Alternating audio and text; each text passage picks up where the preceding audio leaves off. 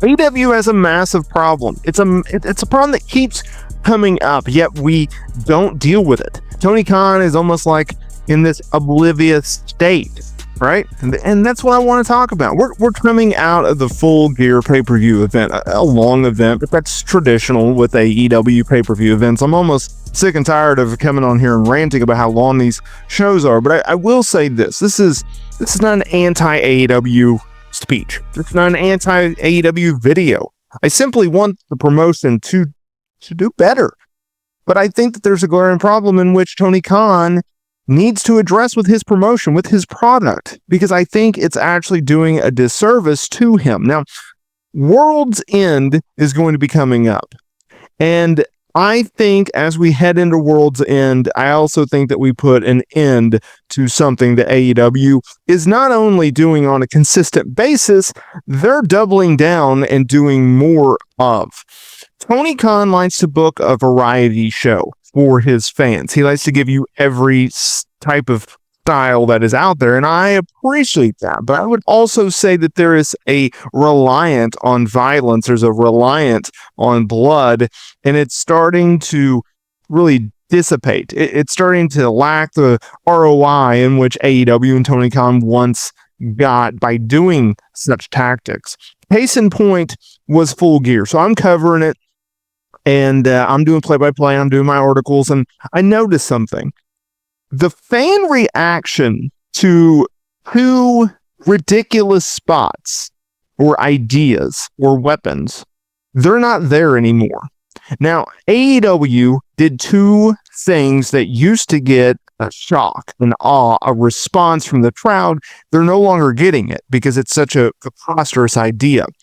Case in point, Jon Moxley taking a fork and stabbing someone in the head with it.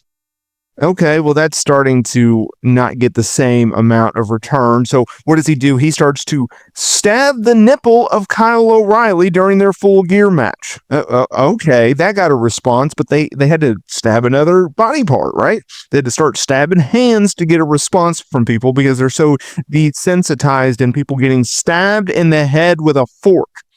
Okay, let's take another ridiculous case in point that was on display at Full Gear.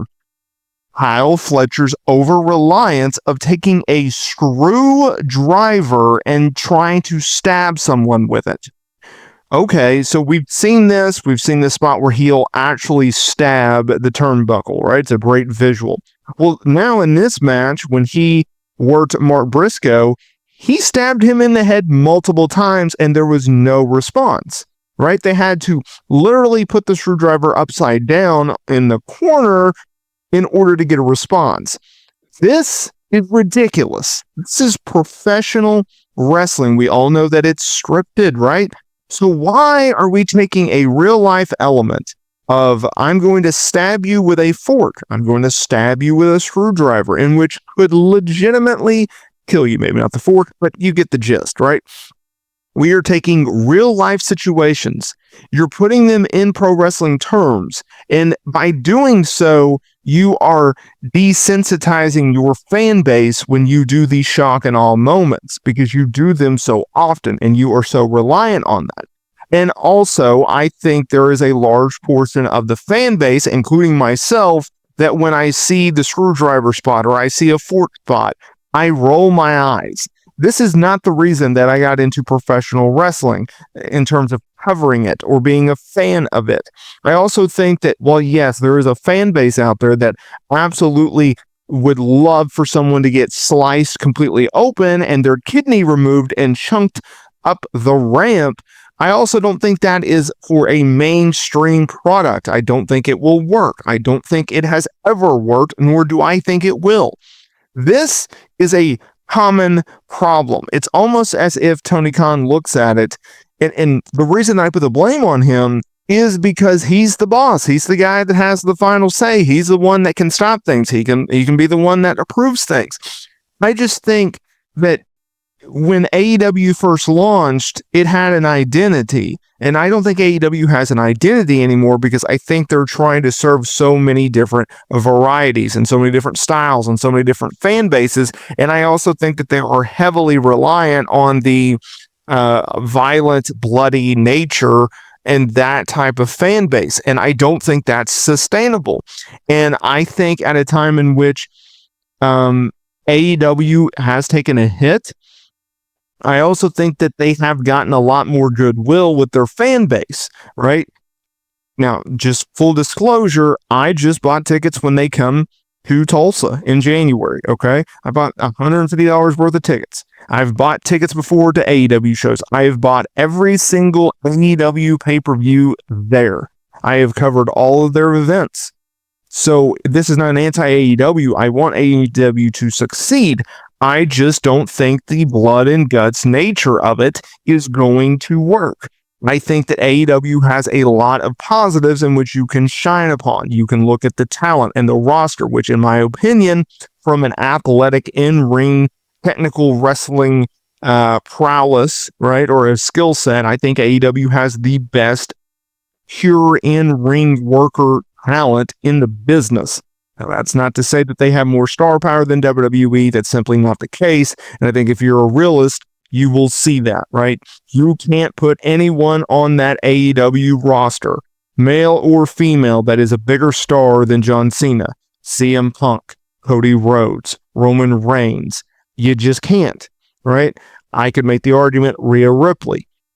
I could make the argument, of an Io Sky. There's so many different talents that are bigger than AEW, but it's not an AEW versus WWE comparison. I'm just saying, if you have a positive, if you have a pro that works in your favor, go with it, right?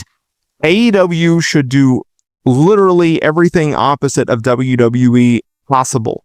WWE, they are all about entrances. Okay, so we'll be about in-ring ability. And they do that to a certain degree. I think they over-rely on that. I don't believe that Tony Khan's philosophy when it comes to booking is correct. But you know what? He's the billionaire and he's the guy that's owning the company and running the company. I'm not. It's his promotion. He can do whatever he wants with it. But I also say as a fan, I say as someone who covers his promotion, that the reliance on whether or not this promotion is hot dictates my pay. I want AEW to succeed. I want them to be bigger than WWE. I was actively rooting for them to beat WWE during the Wednesday Night Wars, when they were beating NXT, when they were slowly creeping up in terms of the key demo rating, going up against Monday Night Raw in 2019 and into 2020. I wanted to see that happen because I thought it brought out the best in WWE. And if you look at it, once AEW started getting closer to WWE stepped up their game. Well, now that AEW is a distant number 2, WWE's product is not as good. Competition is great. Competition is what we all want and need. But I also think that AEW has to look in the mirror and go, you know what? This ain't working for us. And I think that's something in which you have to address.